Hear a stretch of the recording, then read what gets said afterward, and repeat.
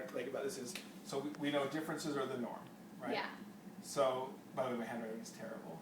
Differences are the norm. Okay. Yes. That is probably the single most like amazing thing that I have noticed in neuroscience. Like even I care about this, and I'm blown away. Like just how much difference there really is when you dig down about being like a human being. That there is no such thing as differences that are just good or bad by themselves, even though we've tended to talk about that. So a kid has some impairment, but really it's an impairment in that context, right? So like with dyslexia, we spent so much time thinking it's a reading disability. There's something about the kid that's sort of wrong. And in fact, we used to talk about it literally like something was broken. So the analogy we would use would say, oh, it's like a computer, and you have all your other pieces are okay, and your sound card's broken. That's literally how it was talked about, right? And so then, of course, we spent all our time hunting down the parts of the brain that we thought were broken, and then when we couldn't really find those, we dug into the genetics, and we're like, hey, it must be here. It just turns out it's just a lot of natural human variability, and that whether or not that variability becomes a strength or neutral or impairment depends on the context.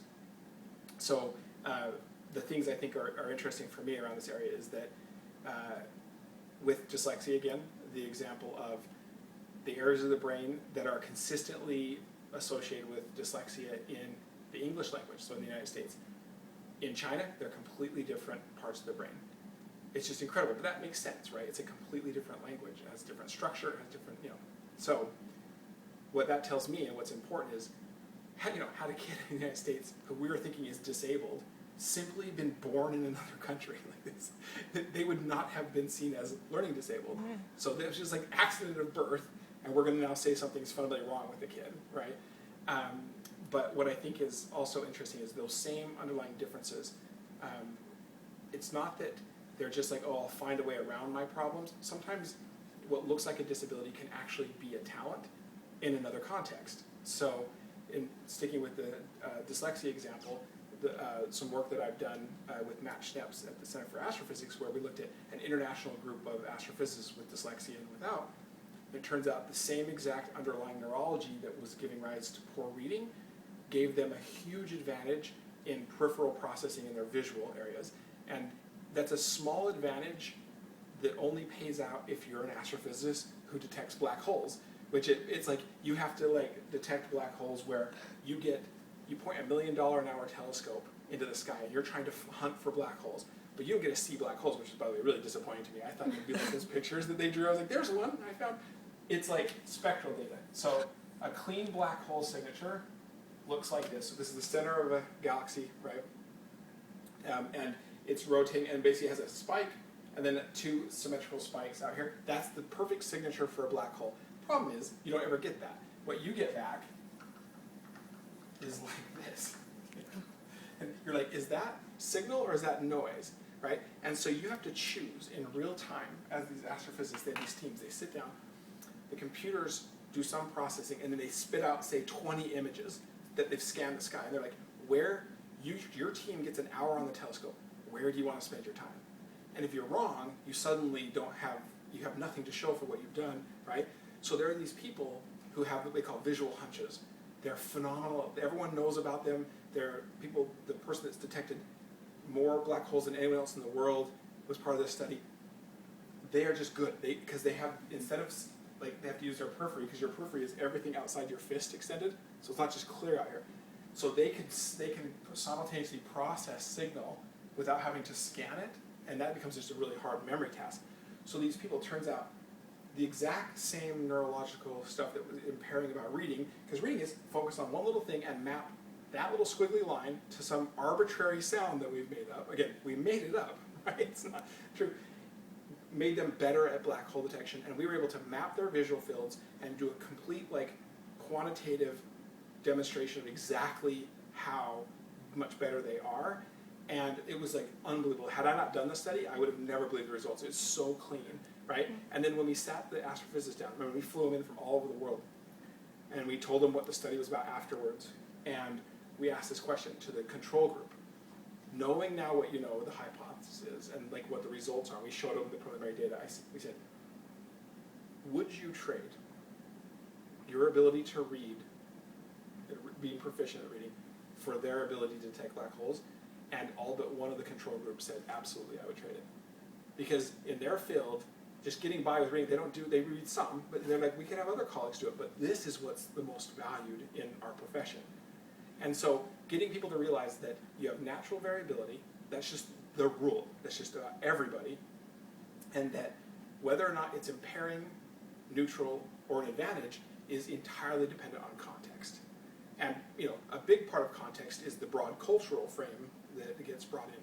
So I think why that's important is if you start out with a mindset in which you see a kid who's struggling in a context that you're teaching them, if you instantly assume there's something about the kid that's wrong, it will lead you to make choices about how you help the kid that usually don't turn out well, right? You realize you actually subtly lower your expectations for them.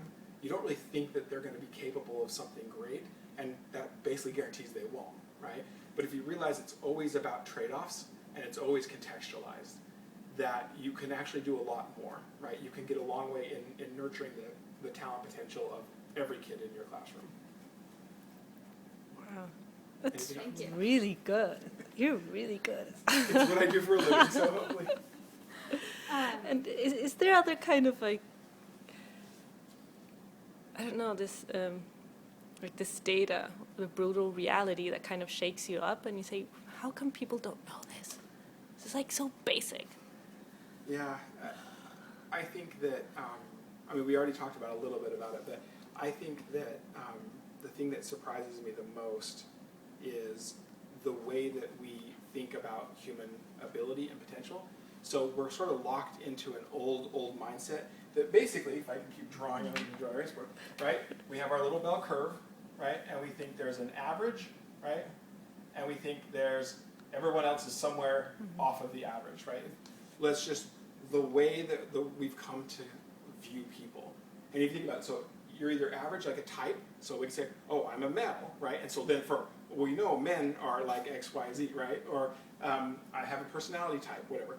Or else we just rank people, right? Which is your deviation from average. Those two things are the way that our entire society is set up, right? We make these assumptions about people, and so in our school systems, we give everyone the same exact experience, the average experience, because we think that's fair, and then we rank them to see how they do. So that's the reality of the system, but it turns out from a scientific standpoint, it is completely false. Like not even like a little wrong, like silly wrong, right? It turns out you can't say anything about an individual based on this kind of data. It literally tells you nothing. So from a scientific standpoint, I'm surprised that, in other fields, we've already made the change where we basically look at three things for human beings, if you really want to know them. What we call dimensions, so you study multiple dimensions, like the whole child, right? You can't just tease out cognitive and then emotional, right? You actually have to look at the whole child. So dimensions, context, and then what we call pathways, which is that human beings vary in terms of their pacing of their learning, right? And in terms of the sequences, how they get to the outcome. And the pacing thing is incredible to me because we've now assumed that the kid that is moving slower is actually dumber, right? But that's the thing we think, but it turns out not to be true in the data at all. It's in fact often they're reflective and they're taking their time, and then suddenly they'll take off and have real deep understanding. But because we've set up this arbitrary amount of time to learn, and we give an arbitrary amount of time to take a test, then we just get these arbitrary snapshots of kids, and then we rank them, and we're like, that kid's slow and doesn't know very much. Turns out there's no relationship between speed and how smart you are and how well you do. But I'm kind of getting a little off track. I think that this idea that when you see the way kids perform in class as achievement, we see this bell curve in everything, right? It's like the most consistent finding in schools in any class, but we made the mistake of assuming that it reflected innate differences in ability to learn. Like that's the assumption, right? And so because we assume that, we're okay with it, right? And so we're just like, give the kid the same experience, we rank them, we pass them on. But that's a really, really sort of terrible view of humanity, right? It turns out also to be completely false. That really, if you create what we call highly favorable conditions that deal with learner differences as part of just how you deal with teaching and learning, that it turns out that while people are incredibly different, they have an incredible similarity in their capacity to learn. Like that is amazing. We see this over and over again.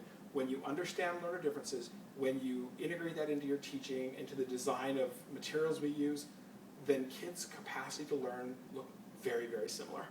And again, that's a very different view of human potential and talent and things like that. But I think as educators, why would we take such a negative, deterministic, innate view of learning? We have to be environmentalists, right? Like we have to believe that the things we can do matter. And the good news is the science is there now.